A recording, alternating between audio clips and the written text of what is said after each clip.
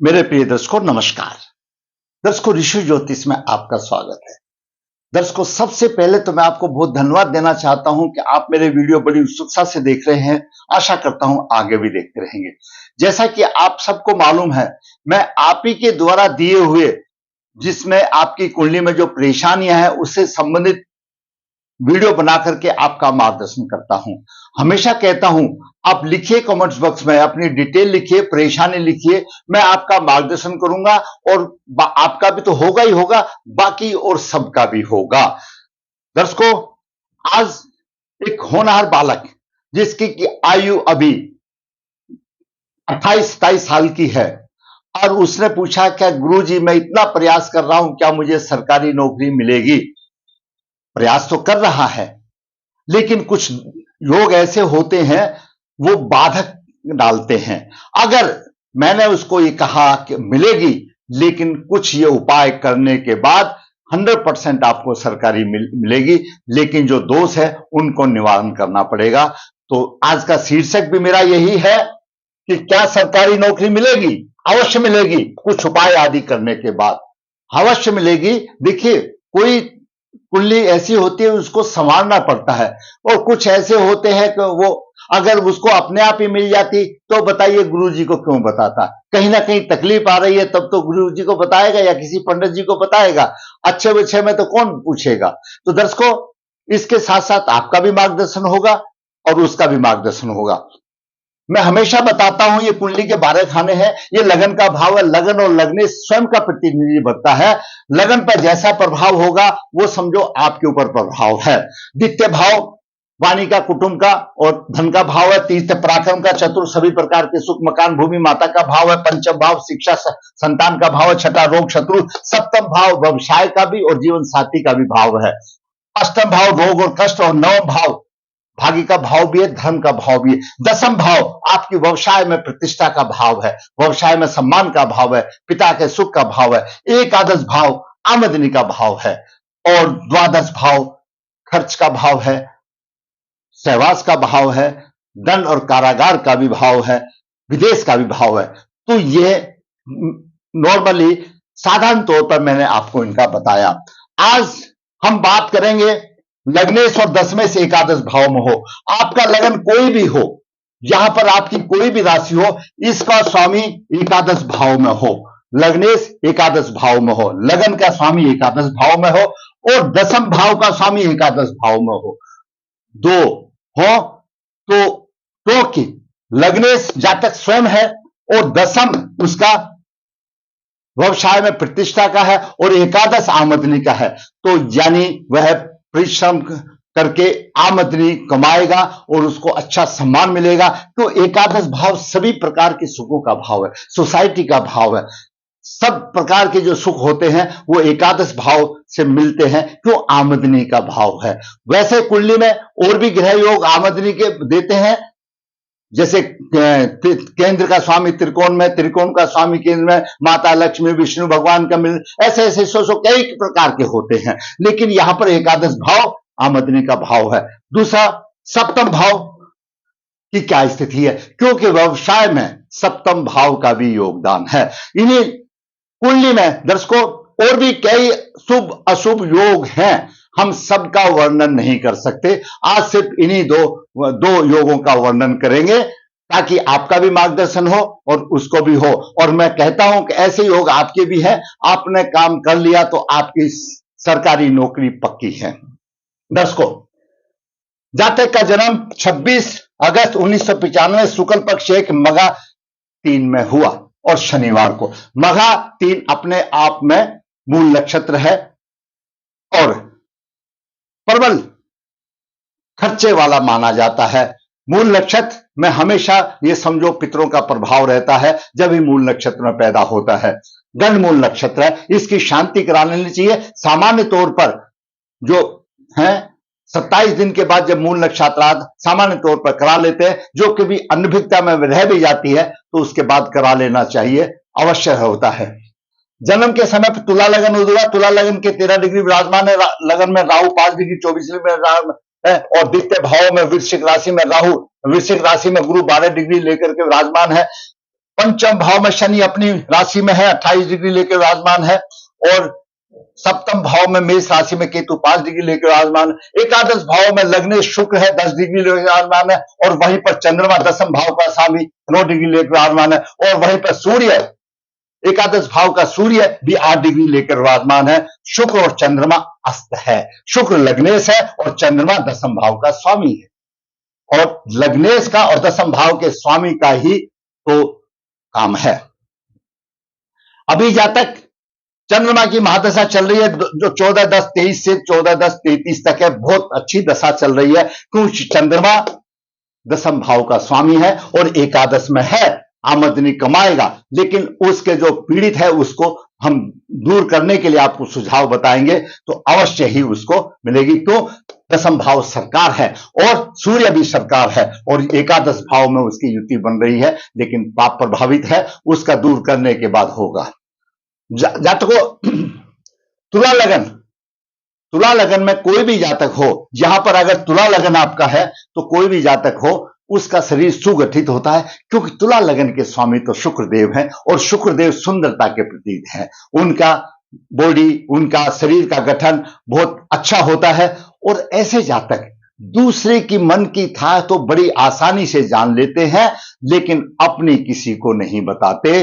और एक बात और भी है दर्शकों, तुला लगन वालों की एक खास विशेषता है, कोई भी उन्होंने जो निर्णय लेना है, जो डिसीजन लेना है, वो तुरंत और उचित लेते हैं, उसमें कोई सोचने के विचार नहीं, वो उनकी विशेषता मानी जाती है। और प्राय ऐसे जातक धार्मिक होते हैं, वो बात एक अलग है, कुछ ग्रह योग से ऐसा हो तो एक भिन्नता आ जाती है, धार्मिक होते हैं। और दूसरी बात, उनकी खास विशेषता है, कैसी भी परिस्थिति हो वैसी ही परिस्थिति में वो आसानी से ढल जाते हैं। और स्वामी शुक्र है, और हमेशा मैं बताता हूं, पुरुष जातक के लिए विवाह का कारक भी शुक्र है, और स्त्री जातक हो या पुरुष जातक हो, शुक्र दाम्पत्य सुख देने वाला है, शुक्र लक्ष्मी देने वाला है, शुक्र भौतिक सुख देने वाला है, शुक्र मोटर गाड़ी सब कुछ, ये सब शुक्र की देन है। जिसका शुक्र अच्छा है तो उसका जीवन भी अच्छा है, जिसका शुक्र बिगड़ गया उसका जीवन भी नरक हो जाता है। और कुछ कंडीशन तो ऐसी आती हैं, हम उसका सुधार नहीं सकते, लेकिन इसमें हम सुधार सकते हैं। और आप कुछ भी काम कर लोगे तो आगे चलो देखोगे बड़ी आसानी से वो दूर हो जाएगा।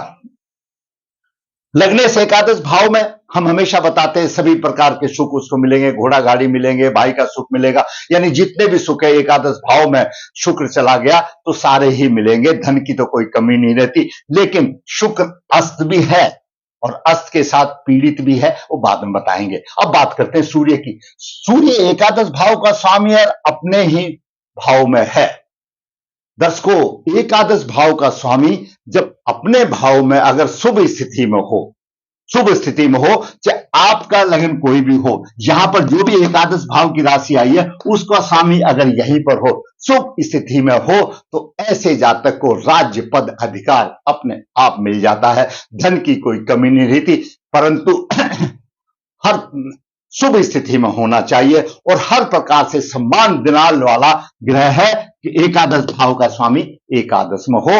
आप अपनी कुंडली निकाल के देखिए, यहां पर जो राशि रखी है वो आपकी इच्छा पूर्ति करने का भाव है, ये इच्छा पूर्ति का भाव है एकादश भाव। आपकी सभी इच्छाएं पूर्ति इस एकादश भाव से होती है, और एकादश भाव का स्वामी अगर एकादश भाव में शुभ स्थिति में हो तो आपकी हर इच्छा पूरी होगी, मैंने बहुत देखा हुआ है। अब बात करते हैं चंद्रमा की। दर्शकों, चंद्रमा दसम भाव का स्वामी है, और तुला लगन में दशमेश बनता है।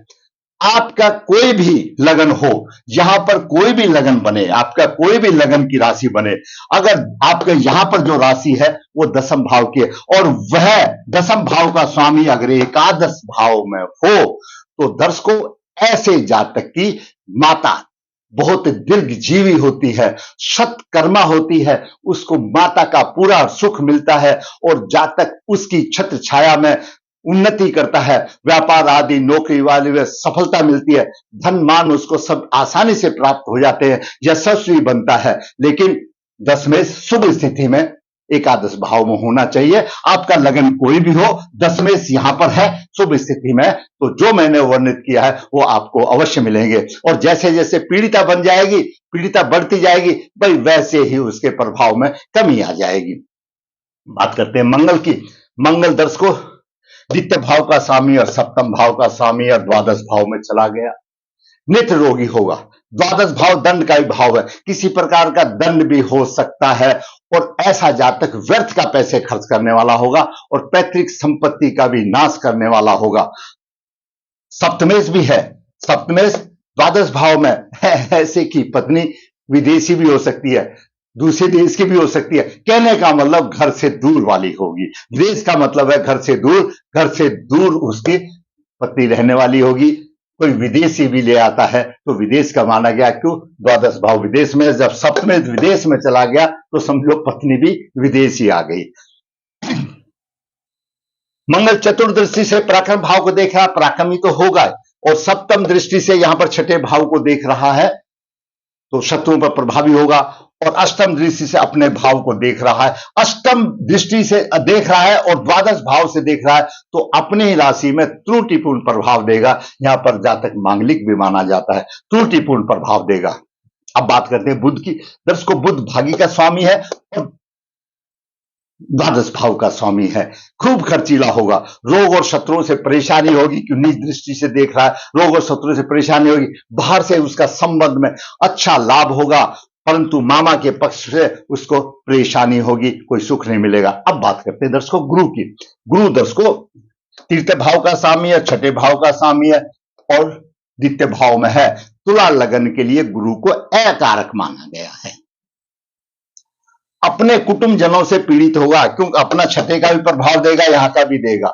अकारक माना गया है तुला लगन के लिए, तो अपने ही कुटुंब जनों से उसको परेशानी आएगी, धन संग्रह करने में कठिनाई होगी, भाई बहनों से तनावपूर्ण वातावरण रहेगा, और पराक्रमी तो होगा लेकिन वो किसी की परवाह नहीं करेगा। उसका इतना प्रताप होगा, वो बोलते ना डैम केयर, किसी की कोई परवाह नहीं करेगा वो, और शत्रु पक्ष पर प्रभाव बनाएगा, शत्रु पर प्रभाव बनाएगा।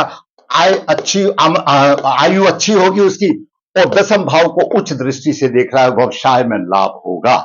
लेकिन व्यवसाय में लाभ होगा उस दृष्टि से, लेकिन दर्शकों यहां पर एक कंट्रोवर्सी आ जाती है, तो दसम भाव का स्वामी चंद्रमा पिट गया और चंद्रमा की कुर्सी गुरु से ऊंची है, तो त्रुटिपूर्ण प्रभाव देगा। पूर्ण सफलता तभी होगी जब चंद्र को बचाया जाएगा, तब पूर्ण सफलता गुरु की होगी, क्योंकि ग्रहों की पंचायत में भी इनकी अपनी अपनी डिग्निटी है। जैसा मैंने आप पहले भी बताया, मैं हमेशा बताता हूं, गुरु सूर्य ग्रहों का राजा है, और जब राजा ने जिस चीज को लिए मना कर दिया तो कोई भी दरबारी मना नहीं करेगा, और चंद्रमा वजीर है, चंद्रमा युवराज है। तो दर्शकों ये स्थिति रहेगी, त्रुटिपूर्ण प्रभाव देगा। अब बात करते हैं शनि की। तुला लगन में शनि बहुत ही योग कारक है, तो चतुर्थ भाव का स्वामी, पंचम भाव का स्वामी है, मृत अवस्था में 28 डिग्री 59 मिनट लेकर के कुछ भी नहीं है। संतान बुद्धि के पक्ष में थोड़ी सफलता देगी, सफलता देगा, जैसे ग्रह है वैसे देगा। तीसरी दृष्टि से यहां पर देख रहा है सप्तम भाव को, सप्तम भाव व्यापार और स्त्री पक्ष का है, तो स्त्री पक्ष में थोड़ी सी कमी आएगी, मतभेद रहेंगे। आमदनी के भाव को देख रहा है शनि, तो आमदनी में भी कम देगा। ग्रह शनि से कोई पीड़ित नहीं है, क्योंकि यहां पर डिग्रियों में बहुत फर्क है, और यहां पर ये बलवान सूर्य बैठा हुआ है तो कुछ नहीं परवाह होगा उसका। दसम दृष्टि से शनि द्वितीय भाव को देख रहा है, कुटुंब से मतभेद होगा, और लेकिन हमेशा ऐसा जातक खुश रहने वाला होगा और मन मर्जी होगा, उसकी सेहत पर कुछ नहीं फर्क पड़ता है, कोई दिमाग पे अपने आप में गुनगुनाता रहेगा और ऐश लेता रहेगा। ये हिसाब शनि का रहेगा, और शुक्र की राशि है क्योंकि इसलिए। अब बात करते हैं राहु की। दर्शकों राहु लगन में है, शरीर में कुछ दुर्बलता से परेशानी आ सकती है, उन्नति के लिए प्रयत्नशील तो रहेगा, और पंचम भाव से पंचम दृष्टि से पंचम भाव को देख रहा है, थोड़ी बहुत परेशानी तो देगा।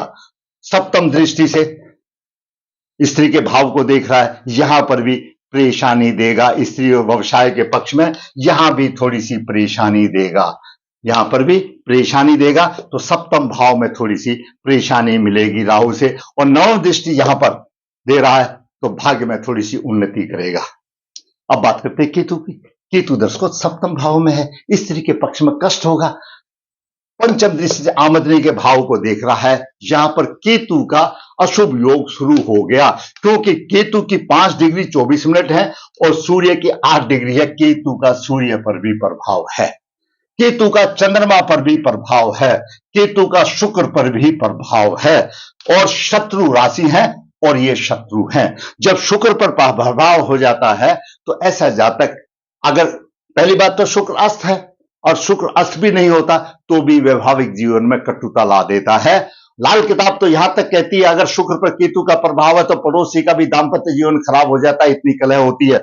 तो यहां पर तो अस्त भी हो गया और केतु का प्रभाव भी हो गया, और चंद्रमा अस्त भी हो गया और चंद्रमा पर केतु का प्रभाव हो गया। मानसिक बल और कमजोर हो गया, मानसिक बल और कमजोर हो गया, और सूर्य भी पीड़ित हो गया। सूर्य पीड़ित हो गया तो आत्मा पीड़ित हो गई, और सूर्य एकादश भाव का स्वामी है। यहां पर केतु ने सबसे ज्यादा समीकरण बिगाड़ दिया, और सप्तम दृष्टि है, दिमाग अस्थिर होगा, पराक्रम की कोई कमी नहीं रहेगी। तो दर्शकों यहां पर मैंने आपको पूरा प्रभाव बताया। पूरा प्रभाव बताने में ग्रहों की स्थिति तो अच्छी मिली लेकिन थोड़ी सी कमजोर मिली, क्योंकि लग्नेश पीड़ित है और दशम भाव का पीड़ित है। जो वर्णित हमने जो फल बताए उनमें कमी का कारण बन गया, और सूर्य आत्मा है, सूर्य प्रशासन का कारक है, सूर्य पिता का कारक है, सूर्य पीड़ित हो गया। स्वयं अपने आप में सरकार है, सूर्य की अच्छी स्थिति है, और नॉर्मल तौर से अगर आपका पीड़ित नहीं है और यहां पर एकादश भाव का स्वामी है, दशम भाव का स्वामी है और लगन भाव का स्वामी है, अगर ये 3 ग्रह हैं तो आप राजा महाराजा बन गए, पूरी चीजें आपके अंडर में आ गई।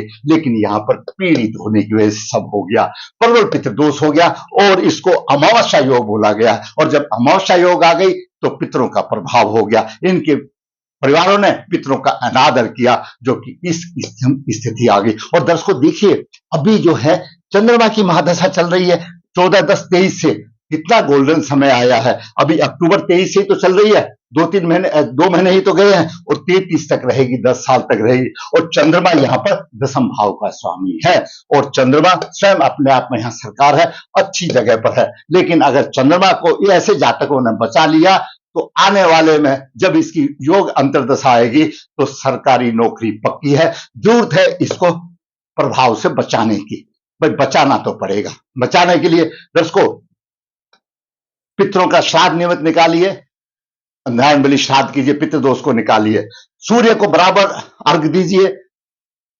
ताकि वो अस्त को निकाले। और दर्शकों शुक्र लग्नेश है, लग्नेश का रत्न धारण कीजिए, आप गले में भाग्यवती लॉकेट धारण कीजिए। शुक्र का रत्न, शनि का और बुध का रत्न लगन में धारण कीजिए। उसके बाद आप चंद्रमा का भी रत्न धारण कर सकते हैं, नहीं तो भोलेनाथ को पकड़ लो। चंद्र के भी उपाय करने पड़ेंगे। सूर्य को जल तो नियमित देना ही पड़ेगा, बिना सूर्य के जल दिए हुए बात नहीं बनेगी। पहले दोष निवारण कीजिए, सूर्य को जल दीजिए, और चंद्रमा का रत्न आप पहन सकते हैं, क्योंकि चंद्रमा और जब शुक्र का रत्न पहना जाता है तो लक्ष्मी योग हो जाता है। मैं कहता हूं अभी ये दशा चली है और आपके 1-1.5 साल में ही सरकारी नौकरी पक्की है। वो आपके हाथ में है, मेरे हाथ में नहीं है। मैंने सिर्फ मार्गदर्शन किया, करना काम आपका है। जो त्रुटि आई मैंने उसको समझा दिया। लग्नेश और दशम से एकादश भाव में परंतु पीड़ित है, लग्नेश और दशम से एकादश भाव में पीड़ित है। सप्तम भाव पाप प्रभावित है, स्त्री सुख में भी दिक्कत है, और सप्तम भाव व्यवसाय से संबंध किया जाता है। ऐसे जातक को जब दोष निवारण आदि करने के बाद में कुंभ विवाह करके योग कन्या के साथ शादी करे, बल्ले बल्ले ऐश और आराम की जिंदगी बीत जाएगी, कोई समस्या नहीं। उसको थोड़ा सा काम करना है। दर्शकों मैंने कालसर्प दोष भी निर्माण करना है, क्योंकि केंद्र में काल राहु केतु है, कालसर्प दोष माना जाता है। मैंने एक होनहार पुरुष जो कि 95 है, 95-23 जिसकी 28 साल की उम्र है और बेचारा धक्के खा रहा है, उसको नहीं मिली, और उसने ठीक समय पर हमसे कंसल्ट किया, क्योंकि चंद्रमा की महादशा चली है। अब चंद्रमा अस्त है तो कैसे सुफल देगा, उसको बलवान करना पड़ेगा, और दोष निवारण करना पड़ेगा। और ऐसी कुंडली का वो आपको तुरंत रिजल्ट मिल जाएगा। जब अनुकूल दशा आएगी, इसमें चंद्रमा में अंतर्दशा अनुकूल दशा आएगी और ओले ओले हो जाएगी, उसको सरकारी नौकरी पक्की हो जाएगी। दर्शकों मैंने आज एक होनहार युवक का जो बेचारा परेशान हो रहा है, जिसने बताया गुरुजी मेरा भी मार्गदर्शन किया, उसका मार्गदर्शन किया, उसके साथ साथ आपका भी मार्गदर्शन हुआ। दर्शकों, अगर आप समझते हैं कि ये वीडियो मेरे जवानों के लिए लायक है, मेरे उन बच्चों के लिए महत्वपूर्ण है, उनका मार्गदर्शन कर सकता है जो बेचारे परेशान हो रहे हैं, जो कि परेशानी का सामना कर रहे हैं, तो आप उनके पास भी शेयर कीजिए। और अच्छा लगा है तो लाइक कीजिए। और फिर मैं कहता हूं, ऋषि ज्योतिष नर्मदा जी के तट के नजदीक है। यहाँ पर काल सर्पदोष पूजा की जाती है। जो इच्छुक है वो संपर्क कर सकता है। ऋषि हाथ से पत्रिका लिखता है, जो इच्छुक है संपर्क कर सकता है। ऋषि ज्योतिष अभिभावक के लिए, गुल मिलान कन्या के लिए बिना किसी शुल्क के आपकी राह आसान करता है। ऋषि ज्योतिष आपकी ऐसी परेशानियों के वीडियो बना करके आपका मार्गदर्शन करता है। जरूरत है आपको ऋषि ज्योतिष से जुड़ने के लिए। आप ऋषि ज्योतिष से जुड़िए और फायदा उठाइए। फिर मैं कहूंगा दर्शकों, अगर मेरा वीडियो आपको अच्छा लगा तो लाइक करें, शेयर करें। और दर्शकों, मेरा चैनल तो नया है, थोड़े से दिन हुए हैं। मेरी आपसे ये उम्मीद रहती है कि आप मेरा चैनल सब्सक्राइब करें और अपने यार दोस्तों से भी कराएं और उनको भी बताएं। उनको भी परेशानी है तो लिखिए कमेंट बॉक्स में, मैं आपको इसी तरह से आपका मार्गदर्शन करता रहूंगा। धन्यवाद।